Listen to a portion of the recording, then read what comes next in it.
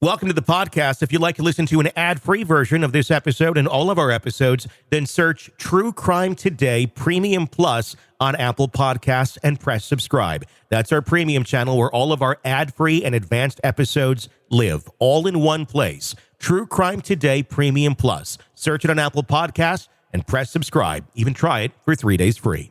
You're about to take a deep dive into one of the biggest true crime cases in the universe. Or, at least, on our part of the planet. From the Hidden Killers podcast and True Crime Today. It was a crisp fall evening in Midtown Manhattan when the news broke. Sean "Diddy" Combs, a man who had once ruled the music industry with an empire built on beats, charisma, and relentless ambition, had been arrested by federal agents. But this wasn't a simple celebrity scandal. This time, it was far more sinister. The charges? Sex trafficking, racketeering, kidnapping. Words that would make anyone stop in their tracks. But for those who knew him as Puff Daddy, or simply Diddy, it was almost unfathomable.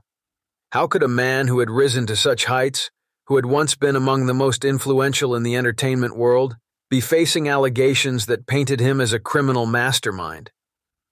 As the public grappled with these disturbing accusations, Diddy's legal team was working behind the scenes, scrambling to secure his release. After all, this was no ordinary defendant. This was a man with unfathomable resources, a man who could, if the charges were true, wield his wealth and influence to bend situations to his favor. And yet, despite the gravity of the allegations, his attorneys insisted the fears that Diddy would tamper with witnesses were purely speculative. 3 times now, they've made their case. 3 times they've attempted to secure his release, insisting that he poses no threat, no flight risk, and 3 times the courts have refused, citing those very fears of power, of intimidation, of a man who could use every tool at his disposal to avoid justice. But let's go back to where this all began. On September 16th, 2024, federal agents descended on the Park Hyatt Hotel in the heart of Manhattan. Diddy, whose real name is Sean Combs, was apprehended, and the details that followed were shocking.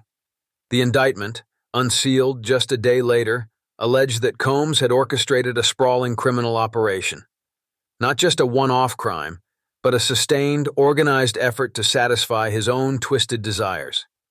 The allegations were graphic: sex trafficking, forced labor, and even arson.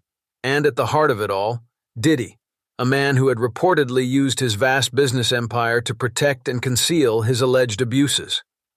For years, the indictment suggested, he had manipulated and coerced women into his orbit. He would ply them with drugs, force them into sexual encounters, and then, when the inevitable fallout occurred, silence them with threats or worse. The picture painted was not just one of exploitation, but of dominance, of someone who, for decades, had allegedly used fear, money, and influence to ensure that no one would speak against him. And if they dared, there were always consequences. The details were chilling: allegations of freak-offs, in which Diddy and his associates would drug their victims, forcing them into sex acts with male sex workers, stories of violence and intimidation, all carried out in the shadows, designed to ensure that victims remained silent, too terrified to come forward. It was the kind of case that instantly caught the public's attention. Here was a man who had once been celebrated, whose life was the very definition of success. And now, the government was painting him as a predator, someone who had allegedly hidden behind the glitz and glamour of his fame, all while orchestrating heinous acts in the dark. And so, when the question of bail first came up, it wasn't just a legal formality. This wasn't about whether Diddy had enough money to pay his way out of jail. He did. He offered $50 million in bond. It was about something much larger. Would releasing him, even under strict house arrest, be tantamount to letting a powerful man manipulate the very system meant to bring him to justice? Would his wealth, his status, his connections give him the means to reach witnesses, to intimidate them into silence, or even to flee? After all, with private jets at his disposal and properties around the world, what was to stop him from disappearing? Prosecutors believed that letting Diddy out would be more than just a mistake. It would be a risk that could undo the entire case. Their argument was simple. This was a man who, for decades, had allegedly used his power to manipulate those around him. Could anyone really believe that now, faced with the possibility of life in prison, he wouldn't do everything in his power to save himself? And it wasn't just hypothetical. Prosecutors pointed to past allegations, moments where Diddy had allegedly contacted witnesses or exerted pressure, even in civil suits. One can only imagine the fear those witnesses might feel, knowing that a man with so much power and influence could be released back into the world, free to do as he pleased. The judge agreed, and Diddy was ordered to remain in the Metropolitan Detention Center in Brooklyn, a facility that's been criticized for its conditions, a far cry from the luxury he was used to. But Diddy's attorneys didn't give up.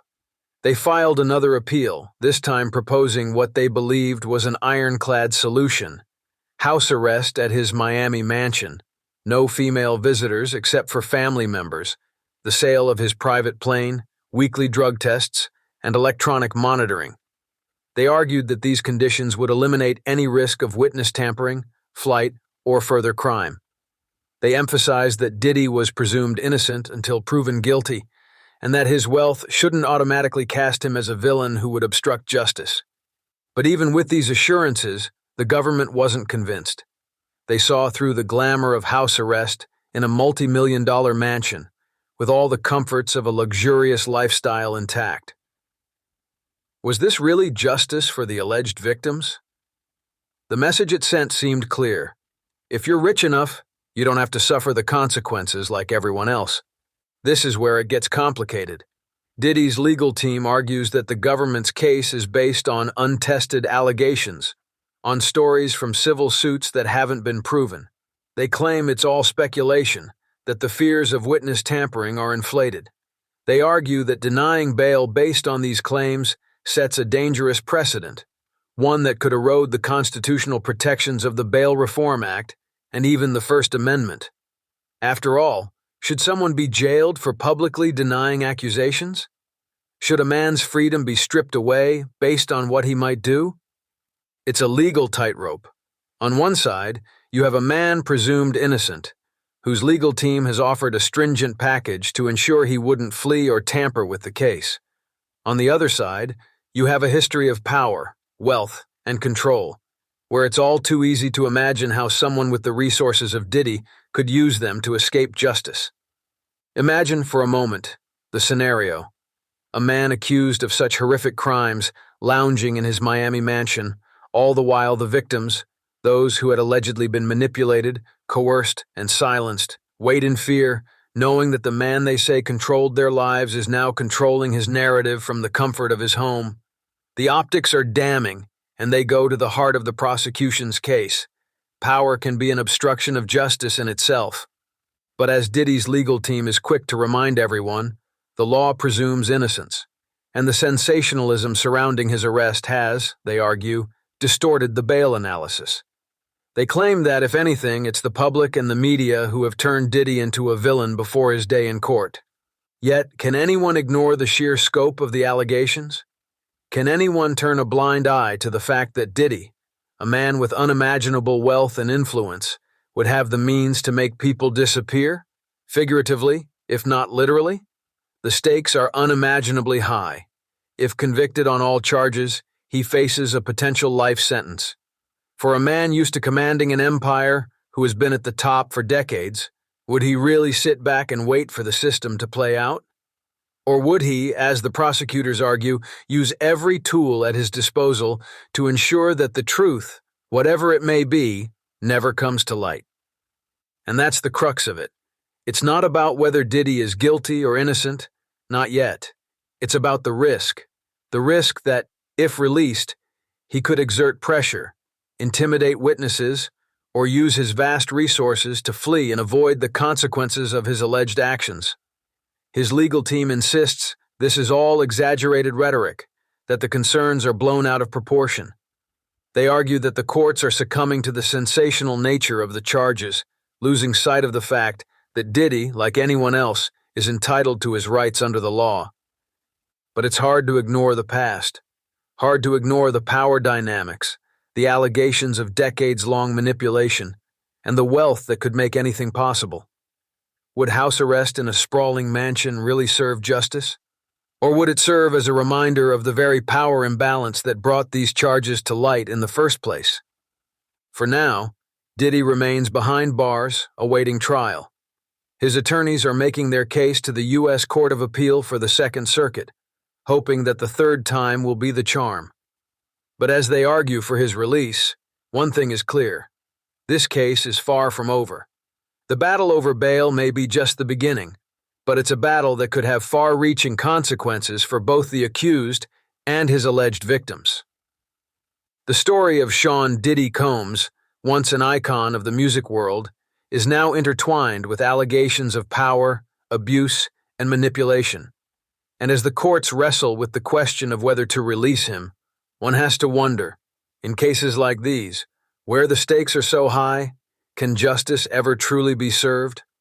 Only time will tell. In a world where the darkest secrets lie just beneath the surface, They said it was an accident, but the evidence says otherwise. where hidden killers roam unnoticed in the shadows. I think you would definitely be looking at a blend of toxic, very bad narcissistic personality traits, and they will be vengeful and possibly resort to violence. Join Tony Bruschi as he uncovers the truth behind the most chilling cases. They said it was an accident, but the evidence clearly says otherwise. Each episode, we dig deep into the minds of those who commit the unthinkable. To your point on narcissism, he thinks in his own mind how witty he is. Yeah. But he lost that jury. I was done with him in 2 minutes. From unsolved mysteries to infamous crimes. Geez, you've just talked about how you've taught yourself how to do everything under the sun.